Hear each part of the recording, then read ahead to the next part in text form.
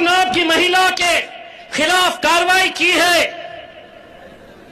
लेकिन हम असद साहब से कहना चाहते हैं, ये गुजारिश करना चाहते हैं कि ये जो टेलीविजन चैनल वाले दिन दिन भर भोंकने का जो काम करते हैं, इन पे भी लगाम लगाने की जरूरत है। ये हमें तय करना है। मुंह खोले, जबान खोले कि सिर्फ जहर उगल।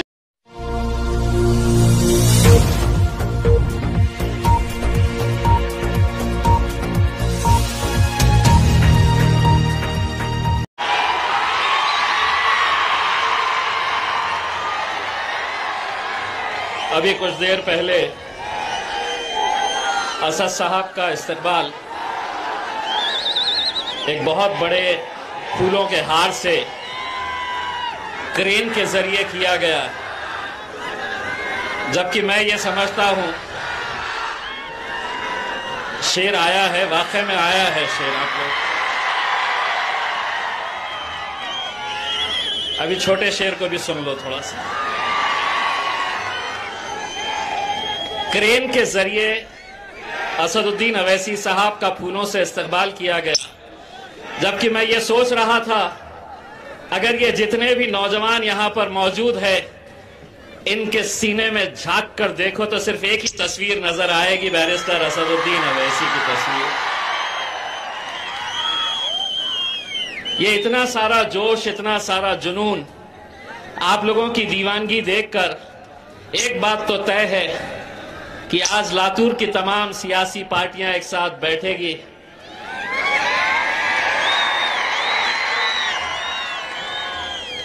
सब जुगनू एक साथ मिलकर बैठेंगे और षड्यंत्र ये रचा जाएगा कि इस सूरज को कैसे हटाया जाए। अब नहीं हटता इंशाअल्लाह। दोस्तों, आप लोगों की मोहब्बत, जोश, जज्बा देखकर मैं एक बात कहना चाहता हूं कि कल औरंगाबाद शहर के अंदर शिवसेना एक बहुत बड़ी सभा वहां पर लेने जा रहे हैं, जिसमें महाराष्ट्र के मुख्यमंत्री उद्धव ठाकरे साहब आ रहे हैं। और वो सभा को कामयाब बनाने के लिए किसी को 50 गाड़ी भरकर लाने के लिए कहा गया है, किसी को 100 गाड़ी भरकर लाने के लिए कहा गया है। भीड़ को इकट्ठा करना है तो गाड़ियां लाओ, गाड़ियों में भरकर लाओ, और एक ये दीवानों की फौज देख लो। अगर आज इस मुल्क के अंदर अगर कोई एक ऐसी जमात है, एक ऐसा नेता है जिसको सिर्फ देखने के लिए, जिसको सिर्फ सुनने के लिए 200 किलोमीटर से मोटरसाइकिल के ऊपर सफर करके आने वाले ये नौजवान लोगों को हम सलाम करते हैं। हम आज जब नांदेड़ से निकले तो कितने सारे नौजवान मोटरसाइकिलों के ऊपर आज लातूर की तरफ कूच कर रहे थे। ये सोच रहे नहीं थे कि कितनी धूप है, कितनी दूर मुझे जाना है।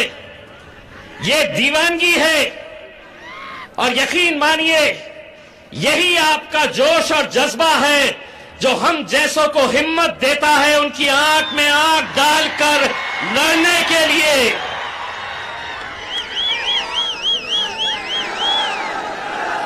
बहुत तकलीफ होती है मेरे भाइयों, लेकिन मैं क्या कर सकता हूं। इतनी तकलीफ होती है कि पहले तो ये अकेला था, अब 2 हो गए, और उससे ज्यादा तकलीफ ये भी होती है, ये बोलते तो है, अब ये दूसरा आया तो ये भी बहुत बोलता है। अल्हम्दुलिल्लाह, आज ये हमारे लिए बड़ी खुशी और फख्र की बात है कि आज लातूर के अंदर इतने सालों के बाद हम आए हैं, वही जज्बा, वही मोहब्बत देखने को मिल रही। मोहम्मद अली साहब को हमने यहां की जिम्मेदारी दिए है, मैं मोहम्मद अली साहब को एक बड़े भाई की हैसियत से उनको बताना चाहता हूं कि ये जो आवाम है, इनके दिल में अगर जगह बनानी है तो जितने हमारे पुराने लोग हैं, नए लोग हैं, सबको साथ में लेकर चलो और मजलिस को मजबूत करने का काम करो।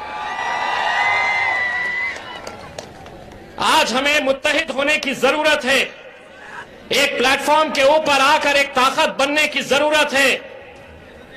जैसा मोइन साहब ने बताया है कि आज हमारे खिलाफ, असदुद्दीन अवैसी साहब के खिलाफ, मजलिस इत्तेहादुल मुस्लिमीन के खिलाफ हर रोज तो कोई बोलता था, लेकिन अब यह वक्त आ गया है कि हमारे नबी करीम सल्लल्लाहु अलैहि वसल्लम की गुस्ताखी के अंदर टेलीविजन चैनल के ऊपर बैठकर उनकी इतनी हिम्मत हो गई है कि वो समझ रहे कि हम कुछ भी बोलेंगे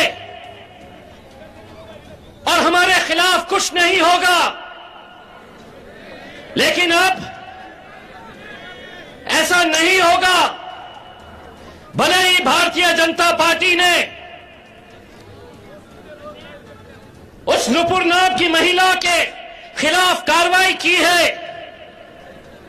लेकिन हम असद साहब से कहना चाहते हैं, ये गुजारिश करना चाहते हैं कि ये जो टेलीविजन चैनल वाले दिन दिन भर भोंकने का जो काम करते हैं, इन पे भी लगाम लगाने की जरूरत है। ये हमें तय करना है। मुंह खोले, जबान खोले कि सिर्फ जहर उगलने का काम कर रहे। ये मुल्क की खूबसूरती है। मैं तमाम पुलिस वालों को यह बताना चाहता हूं, मजलिस इत्तेहादुल मुस्लिमीन के बारे में अपना जहन सिर्फ टेलीविजन के हिसाब से मत बनाइए। ये वो जमात है जो इस मुल्क पे कभी वक्त आया तो सबसे पहले अपना सीना तान कर अगर कोई खड़े रहेंगे तो हम खड़े रहेंगे। लेकिन आज हमें किस नजरिए से देखा जा रहा, सिर्फ अपने जाती मफाद के लिए, सिर्फ अपनी राजनीतिक रोटियां सेकने के लिए आज मुल्क के वजीर आजम नरेंद्र मोदी साहब इस देश को कमजोर करने का काम कर रहे, जाति जाति धर्म मजहब के अंदर बांटने का काम कर रहे।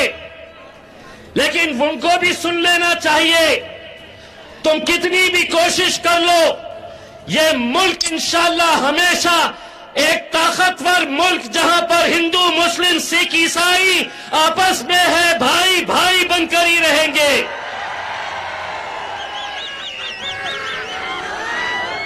वो पहले का दौर गया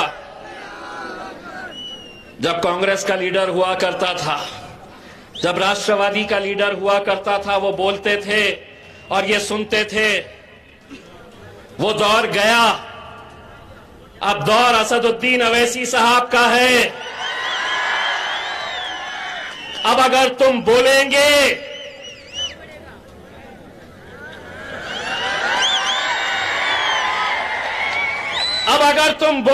तो तुम्हारे